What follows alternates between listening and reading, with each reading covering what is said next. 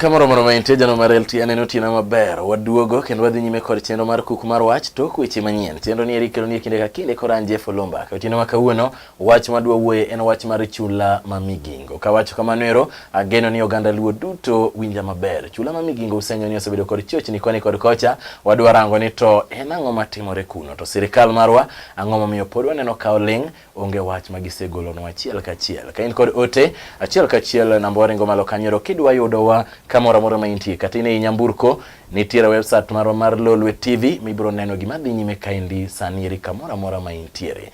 Arwaki studio mosoganda watino makawuono nyisi nyingi mondo wadhi nyime. Kamano Jeff, nyigwara mogi nyinga Richard Orengo an wuod Kisumu County. Yes. Ero kamana nya Richard Orengo wuod Kisumu arwaki TV mar Lolwe tieno makawuono agoni ro kamano kuom chopo. Orengo Richard ing'eyo chula ma Migingo. Migingo ang'eyo. Ing'e chula ma Migingo. Aparo ni nyikwara mogi kamora mora gintie wach mar Migingo ni tinde giseng'e nikech en wach mosechandore kodwa kabisa. From 2008. Yes. Ok en gima nyien, ok en gima nochakore nyoro. En shida mosebedo go kabisa kindwa gi jirande wa Uganda e Lake mar Victoria. Ero kamana nyoro kapok idhi nyime gima dwani apenji akunga penji ka bing'e chula ma Migingo. Nyisa ni chula ma Migingo ni Kenya koso en Uganda koso en e Kiew. Chula mar Migingo kaka map wacho chula mar Migingo ni Kenya en e Migori County Nyatike constituency. Yes. Manyiso ni en mar jo Kenya. Ok en mar jo Kenya, en Kenya. En Kenya. Ero kamana nyorengo. Kare nyisa ni ang'o mosebedo kakelo tungni koni kod kocha ma Uganda to moloyo jo Kenya wacho ni isiko mana kichocho ratiro margi moloyo jolupo kata joma tiyo kanyo kod moloyo obila mawuok Uganda kon. Migingo ok en problem mantie Migingo en problem maduong'. En problem mar political power play mar the East African community. Ji mang'eny ok nyal ng'eyo lakini East African community sani wa move towards federation. Wan gi Uganda, wan gi Tanganyika, Tanzania, wan gi South Sudan manyiso se donjo, wan gi Rwanda, Burundi bose kwayo dwa donjo, to gi Kenya. Mage pinje ma form gimiluongo ni East African community. Kiwinjo last week presidents mag East African community nyocho romo, mowacho ni East African community dhi bedo gi passport achiel. Koro wadhi bedo ka European Union ma in gi passport achiel minyadhi go passport jo Uganda no inya kata dhi America kata ja Uganda gi ja Kenya gi ja Tanzania dhi bedo gi passport achiel machalre. Koro passport en achiel emowuotho go e pinje maoko. Koro mano nyiso ni move towards gimiluongo ni political federation. Political federation ni East African community dhi bedo ka piny achiel maonge border, en piny moyawore achiel maduong'. Gima ber gimano ni yawo economy. But gima ber gima rach gimano ni kelo siasa be. Koro siasa ka entie gimiluongo ni interplay of power. Power tieni presidents mantie sani gi ng'ato temo mondo o feel ni en more powerful than the other. Kwa ngi economics in a bigger way, kingio pinje goteto Kenya is a big economy. But kingio in terms of aggression, military aggression, Uganda nigi a bit of aggression, kata beni Kenya tek moinge. Koro kwa ngio President Museveni, en gimi luongo ni political aggression. Political aggression en ng'amo ero kinyo ji. Kamora mora minti odwa ni jogo fweny ni obeo tek, ni en gi jolweny, ni en gi bunde moko. Koro in 2008, a first incident manotimore Migingo, en President Museveni no move police ma Uganda mo station gi kamiluongo ni Migingo. Ma the first incident ma meja manotimore ni jolupo no mak motere police cell ma Uganda gi police ma Uganda. Kanye the first time mane wach ni wuoke oko. But ok en wach manyien, en gimo segabedo katimore higi mokadho go. Police ma Uganda ka jolupo odhi e inam timako gi ni gikadho border. Tigi nam ok nyal ng'e ni border ni kanye Jeff. Sami lupo gotieno ja. Koro yudo ka sai moko jolupo mang'eny osebedo kimako. To gima pok awinjo ga ni jolupo ma Uganda omak kobiro korwa koni. What does that tell us? That tell us ni joma omi responsibility mar providing security kendo ng'iyo borderlines ma Kenya osenedo ka ninde tich. Nikech kiwacho ni jolupo iparo jolupo ma Kenya ema jakadh ga border. Kata ma Uganda be aparo sai moko kadho border biro ko. To wan gi jorita kwe mag Kenya ka. Mane momiyo wacho ni jorita kwe marito border. Magwa kata ka gin jo army kata gin police kata gin maritime authority. Okosebedo ka ng'iyo nikech seche moko aparo nitie jo Uganda ma be kadho biro koni. Ok nyal be ni pile jo Kenya ema kalo dhi kocha. Koro mano one. Mar ariyo, aparo ni laxity osebedo gimiluongo ni lack of political goodwill. Political goodwill tiende nang'o? Aparo ni jowa ma Migori modak e area mar Migingo, sirikal osebedo kodewogi. Gichulo osuru lakini ok apar ka sirikal odewogi. Nikech sirikal owegi e lwet jo Uganda. Onge kaka law mane constituency ma Kenya e Migori County nyalo be ni polisi marito kwe kanyo gin ma Uganda. In 2008 ka issue ni no wuok. There was a joint survey mano bedo commission gi Kenya gi Uganda. kane prime minister gi Moi Kibaki ne nie sirikal magi commission gimilo joint survey. Joint survey ni ne dhi konyo Kenya gi Uganda ng'eyo ni to bana ere kiew Uganda gi kanye to Kenya gi kanye. Koro joint survey ni gima rach manotimore ni onge report manowuoke. Report kano wuok kano penj sirikal iwinjo kano wach ni nitie technical challenges moko momiyo report poko wuok. Jevi ng'en ka penj gimo tiza nitie technical challenges Kenya mariek tibiro ng'ina pandi wach ndi gimo kadwa ng'isi. Ko kamano to tich mani wacho ni dhi timo mar timo survey cha ok itimo maber. Koro mane masami kata nyaka sani koro higni madhi mana bicha uchiel. Sirikal poko biro mongiso ndo bana joint survey mane timo between Kenya gi Uganda. No chopo kanye. Report no wacho nango. Ere border mar Kenya gi Uganda. Mikech kane lwencho wuok ma jo Kenya no kelo koko, ma sirikal no take initiative more ambassadors to diplomatic negotiation with Uganda. Ema ne gitimo public relation matimo joint survey. Joint survey was the first step. The second step was agreeing on how Uganda they move police back to jo Kenya they move police back so that gibedo gimilo joint patrol of the border. Masamo mak ji border kanyo ti mako jo Kenya kokadho Uganda to jo Uganda be mako jo Kenya be mako jo Uganda. To sani ngeni move towards East African Federation. Onge kata border. Ti wacho ni onge border kidhi Busia ka Jeff. Donjo Uganda no ni donja. To onge ka nyalo wacho ni kada nyalo donjo Uganda to ka meli na ye ok nyakadho mathin melup kor ka Uganda kocha. Niki lupo timaki. Nyocha last week winjo giwenjo timore Jeff Migingo. Joma nyocha timo registration mar jogombulu. Sirikal bonge ni kanyo Kenya momiyo ne gidhi timo registration mag voters kanyo. To kinyal wacho ni wadhi timo registration mag voters kanyo to onge security, onge police ma Kenya kanyo, ni police ma Uganda mamako ji kanyo. The worst part, the representative mar president ma Kenya area mar Migingo iluongo na assistant chief. Yes. Kuri winjo na assistant chief ma Kenya ma represent president of the Republic of Kenya omaki police ma Uganda. To president ma Kenya onge gimotimo about it. Iwinjo mano go picha to kete Facebook gi Twitter ko bayo Nakuru. Wach no ko chande be okobadhe. Kore mi penjo to bana president ma wan go Kenya kaini. Be ong'eyo ni nitie jo Kenya makata koko ne ombulu be nitie jo Kenya machulo suru. Monego be no protect lives and their property. Ka chief ma represent Migingo emosemak. Koro dwani watim nango Jeff. Aparo ni sirikal nyaka wake up mondo take the issue mar Migingo very seriously. Mondo issue mane wacho ni joint survey cha. Yes. Gikel no report ma joint survey. The second step wabed gi joint border patrols. Mondo wabed gi police ma Migingo, gi police ma Uganda, gi police ma Kenya katimo joint patrol. Number 3, we must write. Jo Kenya nyaka ndik gimilo ni protest diplomatic letter. Ni the government of Uganda. Yes. Nikech ki mako the representative of the president, tiene ni mako president ma Kenya. Koro sirikal ma Kenya konego beni kawo gini lightly anymore. Yes. Ero kama nenyo rengo gima obuoga ni kata kama nero winjo kapok winjo ka jatend piny owacho se wuoyo wach ni koso bini se winjo anema pok awinjo. Onge ng'ama onego beni wuoyo wach ni kata ka president pok owuoyo iluongo ni General Nkaiseri. Yes. General Nkaiseri en odicho manyo mana ji moting'o bonde. Bonde ma been licensed. For example, yoji nino case manyo en go gi governor ma Mombasa, Ali Hassan Joho. Yeah. En ji moting'o bonde mar licensed, ok ni bonde mokwal, bonde mar licensed. To bonde ma illegal ma jokuoge nigo to komake.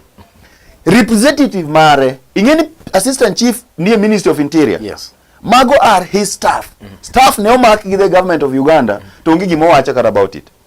Olengale. Eno wuotho mana Nairobi kayo madho mana chai. Onge gimo timo. Kore mi penjo to bana jogi wayiero no timango. Tiene ni those people are not in charge of the country to piny be onge leadership. Ineno ka leadership onge. Kenya nie gimo kizungu ni autopilot. Autopilot en kubete ndege sama koro kara kudhi e flight mabor kara mar 8 hours. To koro pilot ol to nindo. Co-pilot benino koro giketo ndege autopilot koro ndege ringo kende.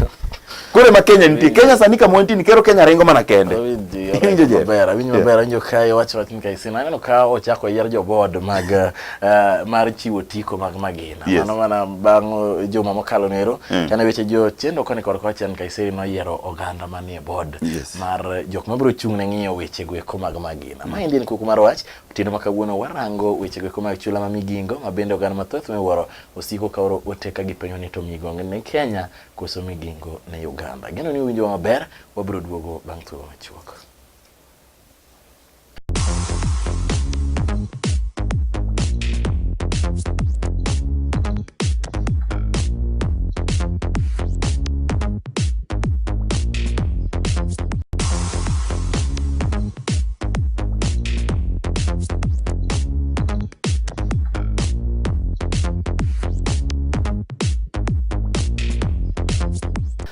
Kamoro moro maintie, maendi en kuku mar wach wachak waduogo tino makawuono warango weche gweko madhi nyime chula ma Migingo. Mabende oganda mathoth miwuoro ma joluo osebedo ka ywak ni nitiere jolupo ma Kenya mabende yudo ka okenge bedo negi matek miwuoro e chula no ero ma Migingo. Ka in kod ote namba ni malo kanyo bende nyalo dwa achiel kachiel kidhi e website marwa mar Lolwe TV kata in e nyamburko kata in mana e odi kata ionge kama TV nitie inyalo ywa ka itiyo kod ong'we yamo mari kata ka in kod weche gweko mag internet maber kamora maintie e piny duto. Achaka ruaki e studio.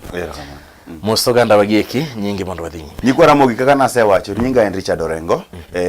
Joma sebedo kaneno Lolwe TV wasebedo ko wuoyo ka weche mang'eny koro ka ng'anyien kae. Yes, ero kama na Orengo in sebedo joka indi un jo Lolwe TV. Orengo imane ne apenje ne na joka ywak ni migawo mochuno weche magarita kwe ma ipacho kae. Nenore ni gin bende gininde class pok giwuoyo wach nyeri. Na neno kang'eyo ni mato be nyalo bedo kod konyo. Na neno ka jaod bura mage mano migosi Midiwo ni otero wach nyeri e od bura ka otemo penjo sirikal ni to nyiso uru ni urito oganda man Migingo koso ka ukuritgi to giritre kendgi. Maendi iparo ni mondo mikoro jako penje ngene onyise ka ok nyal rito oganda go to giritre kendgi. Manyiso ni sirikal ogore piny wach nyeri koso wan kure. Kaka sirikal nasewacho chon ka wacho choko choni nase inji sirikal osegore piny sirikal onge wach ni. Adona donje wach waru bunge. Adwa ka example mar Jakoyo Kamidiwo. Mosebede parliament from 2003. Sani igni 10 gi wiye kene parliament. Jakoyo Kamidiwo wach mar ni nyocho mak chief kata nyocho mak IBC officer ma Migingo is not the first incident ma nyocho timore Migingo. Migingo ne chakore 2008. Jakoyo Kamidiwo sani kore ka giparo ni onego be ni miyo sirikal ultimatum e wach Migingo. Adwa na wach ne ya. Wan ka yiero jotendo ni gitije dek. Jotendo ni gitije mar representation, legislation gi oversight. Ariyo mane wasewacho mar legislation gi oversight kata pano ko setamogi. Mar representation mwakwayo gi ni bana wach mar Migingo onego be ni samo mak ng'ato. Kata kantie incident, kata ko mak jowa kore ka ji wuoye nikech we can tell you Jeff kidhi Migingo. Police ma Uganda have been in Migingo from 2005. Ka gina Migingo kanyo. MPs wa jotendwa gi wabunge osebedo ko ng'e ni jogi ni kanyo. Okonego bed ni girito ni ko mak ng'ato kata incident moro timore eka gichungi wacho gini. Wach mar Migingo nonego bed ni tere parliament. Kane wadonje parliament 2013 ema nonego bed ni tere wach ni parliament. Actually from 2008 wach mar Migingo should have been resolved in parliament. Iwinjo Jeff? Ka sirikal man national ok nyal timo tijni to parliament nikech parliament nigi role mar representing jopiny. Jopiny ma Migingo are represented in parliament. Iwinjo? Jopiny ma Migingo are represented in parliament. Akiani MP gine Mondi Anyanga. Aparo no Mondi Anyanga MP ma represent area mar Migingo. To gin kata gi governor. Okotho bado mabe governor margi. To gin gi senator. Milo ni Winfred Machage. Ma onego be ni represent issues mag Migingo. Iwinjo Jeff?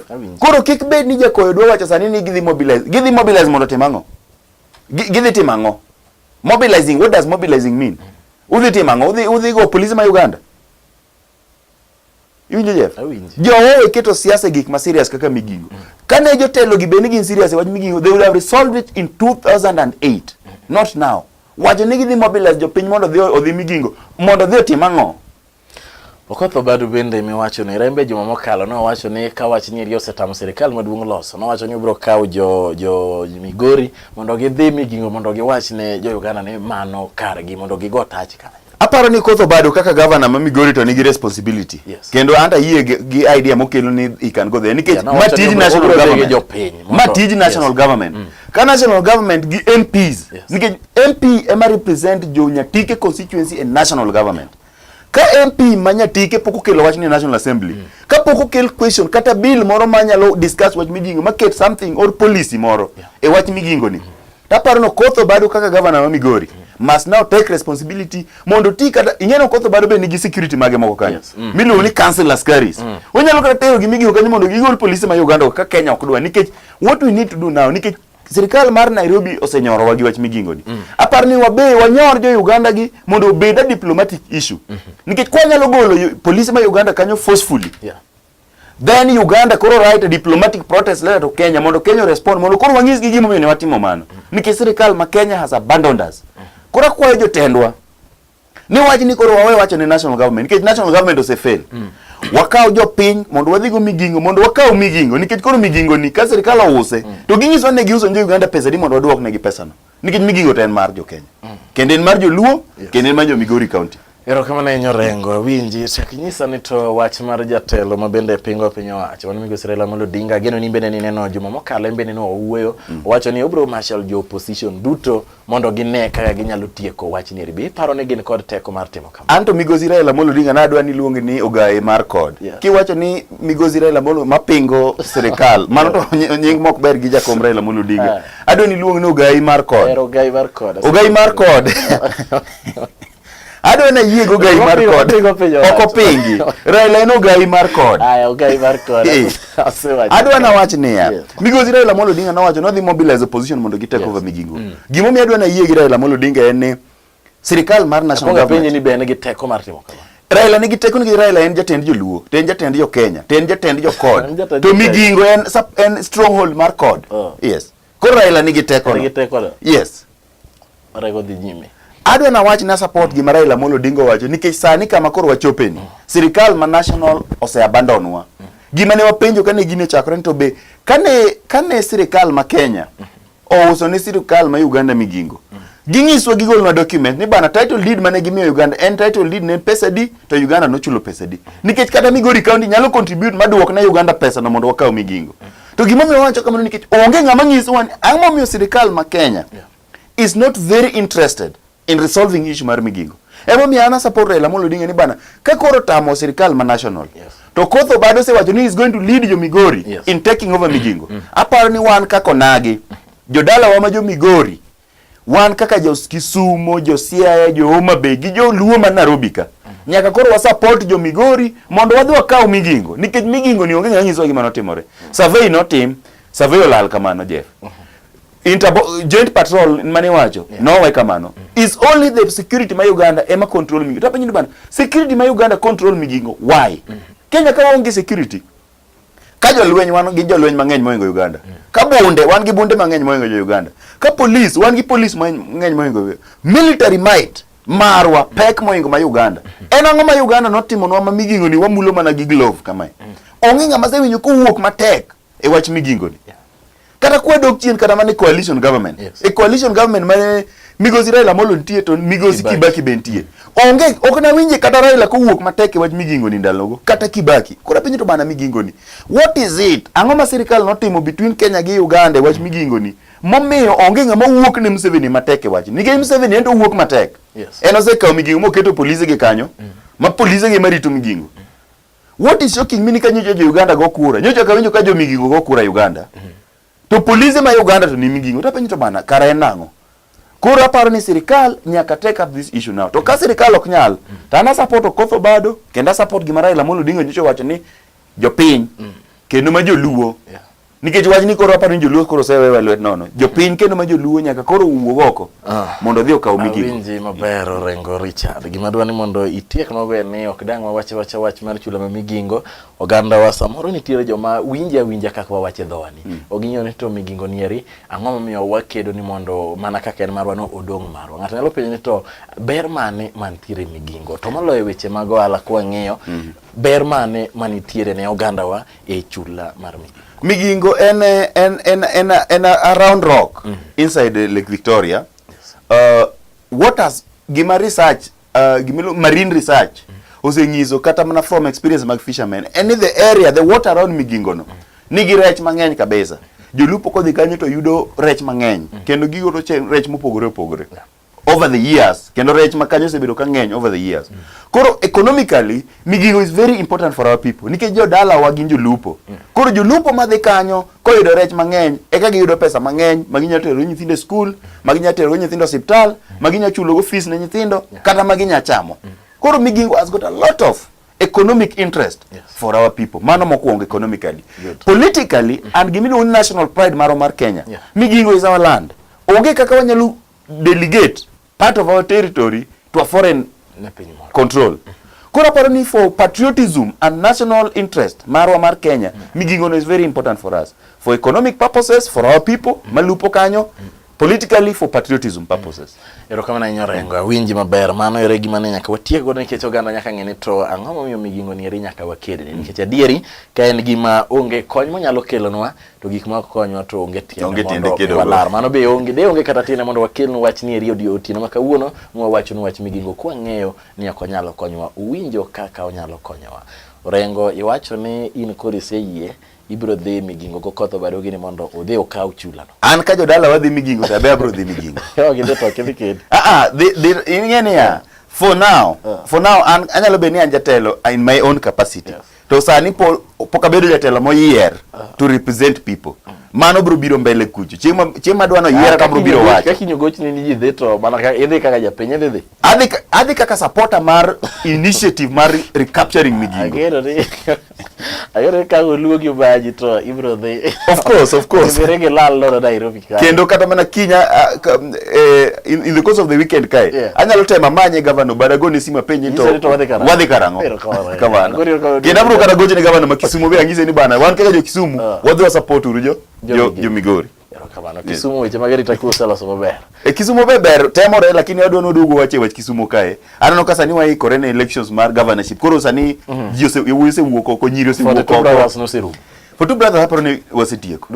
Wasetieko. Unge wacho bro manye. Unless nitie remnants gimoko mathindo lakini gibro deal kode. Achiel gima wajier mondo wawinji wachu mar chula mar gine bende no chando gi jonande.